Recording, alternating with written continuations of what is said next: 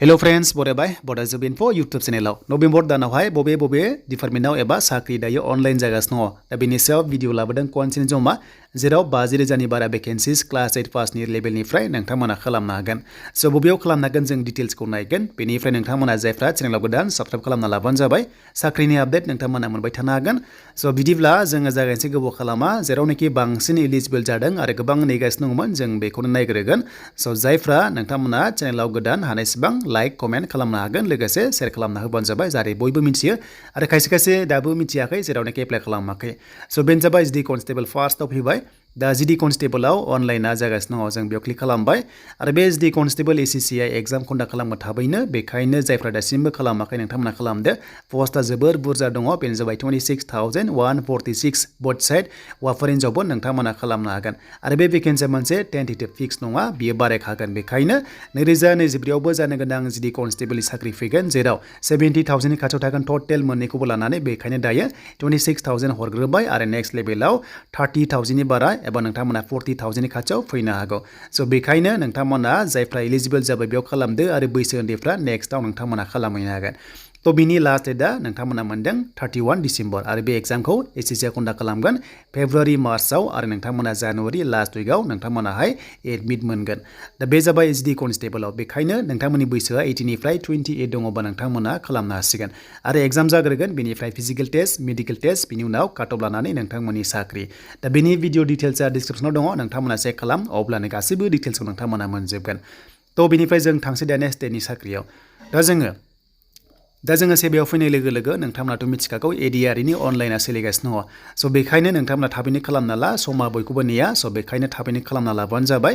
दा ग्रेड 3 आरो ग्रेड 4 साख्रि ओंखारदों जेराव पस्टआ नोंथांमोननियाहाय 2,600 भेकेन्सिस दङ क्लास 8 पास जानाय लोगो लोगो ग्रेड 4 आव नोंथांमोना खालामनो हागोन बेनिफ्राय 10 पासआ नोंथांमोना ग्रेड 4 आव खालामनो हागोन बेनिफ्राय एचएस पासआबो ग्रेड 4 आव क्लास 8 पास 10 पास लेभेलाव नोंथांमोना मोननैयावबो खालामनो हागोन आरो लोगोसे ग्रेड 3 आवबो एचएस पासआ खालामनो हागोन नोंथांमोना डाबल खालामनो हागोन जेबो प्रब्लेम नङा स' बेखायनो नोंथांमोना जाहाथे मोजां खालामो दा बे जाबाय नोंथांमोननि एडिआरनि ग्रेड 4 आव स' बिनिफ्राय जायफ्रानोखि डिग्री पास नोंथांमोनाहाय ग्रेड 3 आवल' खालामनो हागोन एग्जामा फेब्रुवारियाव जाहैगोन जुदि फेब्रुवारि जायाबा मे जुनावहाय जाहैनायनि चान्सआ दङ मानोना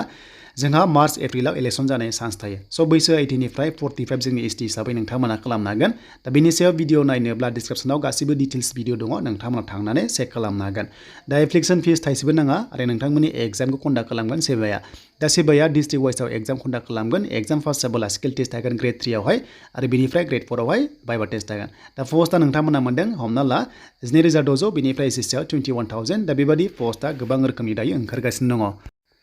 स' बेनिफ्राय जाय नोंथांमोना एसबिआइनि साख्रि मावनो गोसो दङ गासै भेकेन्सिया दायो ओंखारगासिनो दङ 50,000नि खाथियाव दायो नभेम्बर दानावहाय अनलाइन जागासिनो दङ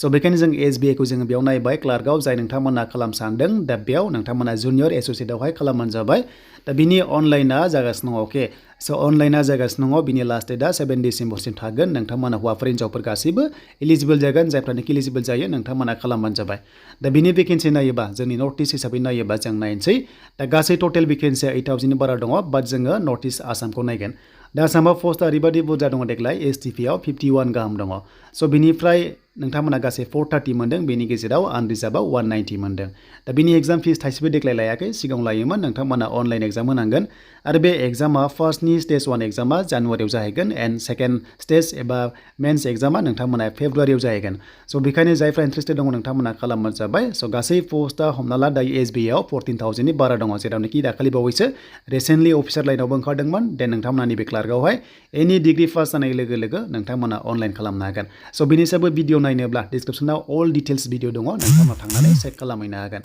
दा बेनोमोन गासै 50,000नि भेकेन्सिस दायो नभेम्बर दानाव अनलाइन जागासिनो दङ दा बे एग्जामा थाबैनो जासिगोन नोंथांमोना थाबैनो खालामबानो जाबाय आरो जेब्ला एडमिट होयो आं नोंथांमोनजोंहाय फिन खनसेबाव भिडिअ लाबोगोन